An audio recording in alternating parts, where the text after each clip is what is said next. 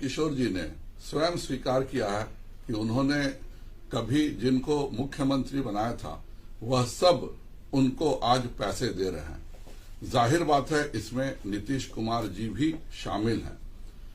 यह दोनों रोज रात को आपस में बात करके भाजपा के वोटों पर कैसे सेंध लगाई जाए इसकी एक तरह से साजिश रच रहे हैं, क्योंकि नीतीश कुमार जी और तेजस्वी जी के गठबंधन के खिलाफ बिहार का एक बहुत बड़ा समाज तैयार है जो इन दोनों को अपदस्थ करेगा।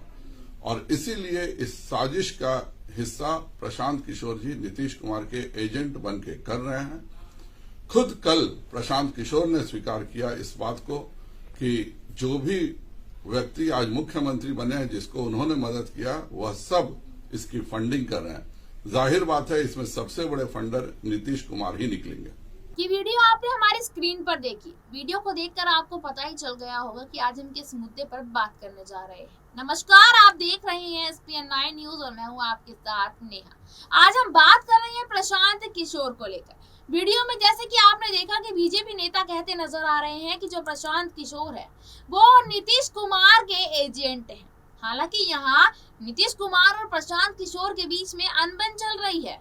नीतीश कुमार ने यहाँ पर प्रशांत को धोखा दिया और इस सदमे से प्रशांत बाहर नहीं निकल पा रहे। लेकिन आज हम जिस मुद्दे पर चर्चा करने जा रहे हैं, गुजरात में कन्हैया कुमार का साथ देने के लिए क्या प्रशांत किशोर उतर सकते हैं?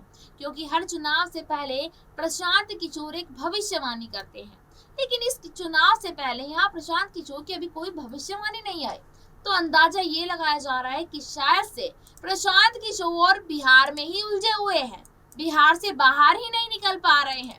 इसी वजह से गुजरात में देखा जा रहा है कि प्रशांत किशोर की यहाँ पर कोई भी ऐसी आहट सुनने को नहीं मिल रही है। आखिरकार अगर कन्हैया कुमार के साथ प्रशांत उतरते हैं तो यहाँ पर क्या देखने को मिल सकता है? वाकई में ये चीज बहुत ही बड़ी होगी, क्योंकि प्रशांत किशोर को चुनावी रणनीतिकार कहा जाता है और चुनावी रणनीतिकार होने के नाते कांग्रेस का साथ देने के लिए कन्हैया के साथ प्रशांत उतर सकते हैं। लेकिन आपको इसी से मिलती जुलती एक रिपोर्ट आज हम दिखाने जा रहे हैं और मेरी सहयोगियों के बारे में बताएंगे कि आखिरकार मेरे सहयोगियों का क्या कहना है प्रशांत किशोर के ऊपर। देखिए हमारी ये रिपोर्ट। देखिए, सबसे पहली बात तो ये कि जो प्रशांत किशोर है उनको लेकर के कहीं ना कहीं बिहार की सियासत हमेशा गरमाई रहती है। और देखिए, जितनी गरमाई बिहार की सियासत है उतना ही हम मान सकते हैं कि यहाँ गुजरात उनसे ज़्यादा दूर नहीं रह सकता है। तो देखिए, गुजरात में अगर हम प्रशांत किशोर की एंट्री की अगर बात करते हैं तो जाहिर सी बात है कि गुजरात में प्रशांत किशोर आ सकते हैं, और वो सिर्फ और सिर्फ कांग्रेस के बुलावे पर। क्योंकि देखिए, भाजपाई के साथ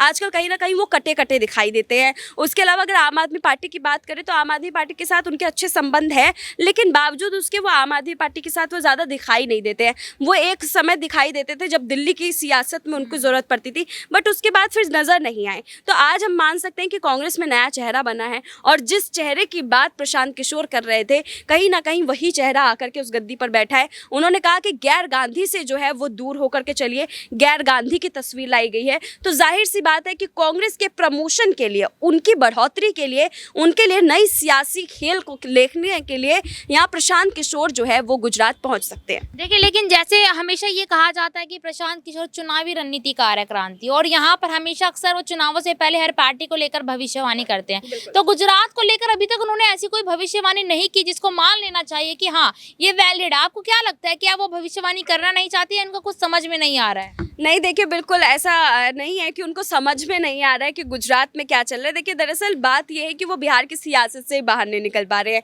जहाँ तक अगर हम देखें तो वो जेडीयू सुबह उठते हैं तो जेडीयू, शाम को जेडीयू, रात में जेडीयू, तो वो जेडीयू से बाहर नहीं निकल पा रहे। कहीं ना कहीं नीतीश कुमार के धोखे ने उन्हें एक अलग ही सदमे में भेज दिया। तो जब तक वो यहाँ पर अपने इस जेडीयू कार्यक्रम से बाहर नहीं निकल जाएंगे तब तक शायद वो गुजरात की सियासत की ओर ध्यान नहीं देंगे। बहुत बहुत धन्यवाद क्रांति। आपको क्या लगता है ऋतिक कि गुजरात गुजरात चुनाव नजदीक है और गुजरात में यहाँ पर प्रशांत किशोर की एंट्री को आप किस तरीके से देखते हैं? देखिए, अभी अगर प्रशांत किशोर की बात करें तो आप देख सकते हैं एक बड़ा चेहरा हो सकता है कांग्रेस की तरफ से, क्योंकि आपने ये देखा होगा कि अभी तक कांग्रेस का कोई भी बड़ा चेहरा वहाँ पर नजर नहीं आया। गहलोत की देखें, सचिन पायलट की, दोनों की लड़ाई चल रही है।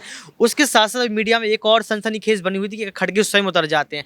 तो खड़गे अगर स्वयं उतर जाते हैं तो कहीं ना कहीं उनका जो ध्यान है वो हिमाचल प्रदेश और राजस्थान की राजनीति से भटक जाएगा। साथ में जो भारत जोड़ो यात्रा चल रही है वो भी ठीक से नहीं चल पाएगी, जिसका एक ग्रामीण क्षेत्र का जो वोट बैंक है वो कहीं ना कहीं पीछे रह जाएगा। तो अगर प्रशांत किशोर अगर इस राजनीति में, गुजरात की राजनीति में प्रवेश करते हैं तो एक बड़ा चेहरा ये सामने आ सकता है और हो सकता है कि वोट बैंक को लुभा लें, क्योंकि प्रशांत किशोर ने जहां जहां राजनीति की है वहां कुछ ना कुछ तो संजोया है। और संजोने की अगर बात करें तो प्रशांत किशोर गुजरात में बहुत कुछ हासिल कर सकते हैं कांग्रेस के लिए। बिल्कुल, यहाँ पर कांग्रेस के लिए हासिल कर सकते हैं। क्या वो यहाँ कांग्रेस का समर्थन पूर्ण तरीके से करते नजर आएंगे या कांग्रेस के साथ साथ आम आदमी पार्टी का भी साथ दे सकते हैं? देखिए बिल्कुल, यहाँ कुर्सी की लड़ाई होती है और राजनीति में जब कुर्सी की लड़ाई होती है तो हैरानी पैदा हो जाती है।